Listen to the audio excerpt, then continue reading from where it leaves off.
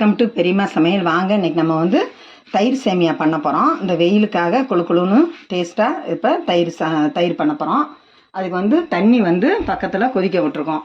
நல்லா இந்த சேமியா முங்குற அளவுக்கு இப்போ தண்ணி கொதிக்குது. இந்த மாதிரி போட்டு ஒரு 2 நிமிஷம் கொதி வந்து கொஞ்சம் வெந்த உடனே நம்ம அப்படியே ஸ்டவ் ஆஃப் பண்ணி வச்சு அதுலேயே ஒரு 2 நிமிஷம் வச்சிடும். இப்போ கொதி வரவும் நம்ம ஒரு மூடி போட்டு மூடி வச்சுக்கலாம்.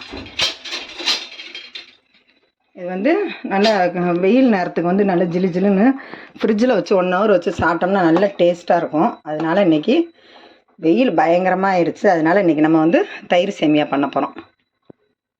எப்படின்னு பாருங்கள். இப்போ போட்டு 2 நிமிஷம் ஆயிடுச்சு. இந்த அளவுக்கு வந்துருச்சு. இப்போ நம்ம ஸ்டவ் ஆஃப் பண்ணி 1 நிமிஷம் வச்சுக்கலாம். அந்த சூட்லேயே இருக்கட்டும். அப்புறமா நம்ம தண்ணி வடிகட்டிக்கலாம். இப்போ நல்லா வெந்துருச்சு. நம்ம ஒரு 2 நிமிஷம் மூடி போட்டு மூடி வச்சோம்னா இப்போ தண்ணியை நல்லா வடித்து எடுத்துக்கிடுவோம்.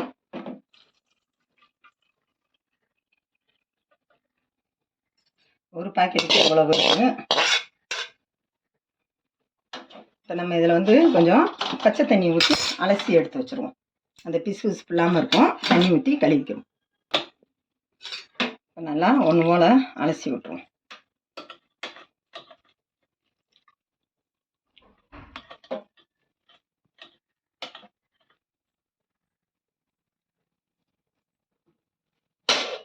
நல்லா பொலன்னு இருக்கு பார்த்தீங்களா? இந்த மாதிரி இருக்கட்டும். எடுத்து வச்சுருவோம்.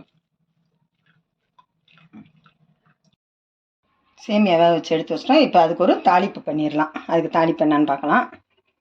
இப்போ கொஞ்சமாக ஒரு 2 ஸ்பூன் அளவுக்கு எண்ணெய் போதும். ரொம்ப எண்ணெய் தேவையில்லை. 2 ஸ்பூன் அளவுக்கு மட்டும் எண்ணெய் ஊற்றிக்கலாம். எண்ணெய் காஞ்சதும் கடுகு போட்டுக்கலாம். காயட்டும்.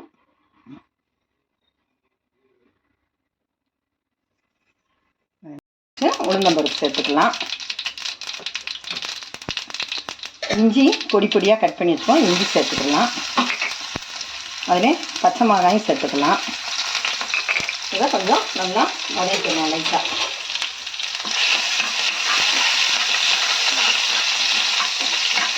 இது கூட முந்திரி பருப்பு சேர்த்துக்கலாம். முந்திரி பருப்பு நிறையா போட்டால் டேஸ்ட்டாக இருக்கும். முந்திரி பருப்பு போட்டுக்கிடுவோம்.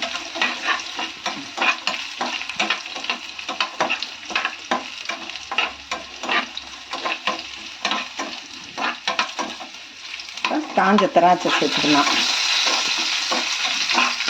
இதெல்லாம் போடும்போது நல்லா சாப்பிடும்போது நல்ல ஒரு டேஸ்ட்டு கிடைக்கும். இதிலே நீங்கள் வேணால் பழங்களும் ஃப்ரூட்ஸும் மாதுளம்பழம் இந்த திராட்சை பச்சை திராட்சை எல்லாத்தையுமே கட் பண்ணி சேர்த்துக்கலாம். இப்போ நான் அதெல்லாம் போடல. இது மட்டும்தான் போடுறேன். இப்போ ஸ்டவ் ஆஃப் பண்ணிக்கலாம். ஸ்டவ் ஆஃப் பண்ணி இப்போ எடுத்து வச்சுக்கிடுவோம். இப்போ வந்து 1/2 லிட்டரு தயிர், நல்லா கெட்டி தயிர் எடுத்து வச்சுருக்கோம். ரொம்ப புளிக்கக்கூடாது. அதனால் இப்போ தயிர் சேர்த்துக்கிடுவோம்.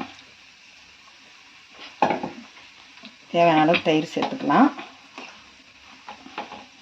ரொம்ப டேஸ்ட்டாக இருக்குது. இதுக்கு தயிரும் பாலும் தான் இதோட டேஸ்ட்டு.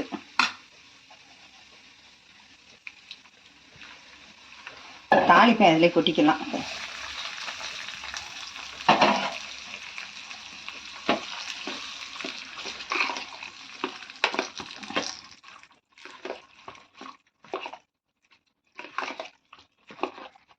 இப்போ அதில் பால் கொஞ்சம் சேர்த்துக்கலாம்.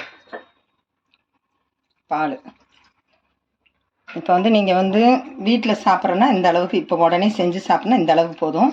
இப்போ பிள்ளைகளுக்கு ஸ்கூலுக்கு லஞ்சுக்கு ஆஃபீஸுக்கு கொடுத்து விடணுன்னா நீங்கள் நல்லா பால் நிறையா சேர்த்து கொடுத்து விடுங்க. அவங்க சாப்பிடும்போது 3 மணி நேரம் 4 மணி நேரம் ஆகும்போது கரெக்டாக இருக்கும். இந்த அளவுக்கு இருந்தால் போதும். இப்போ ரெடி ஆயிடுச்சு. இதில் வந்து சால்ட் சேர்த்துக்கலாம். சால்ட்டு போட்டுக்கலாம். இந்த அளவுக்கு போட்டுக்குவோம். தேவையான அளவுக்கு.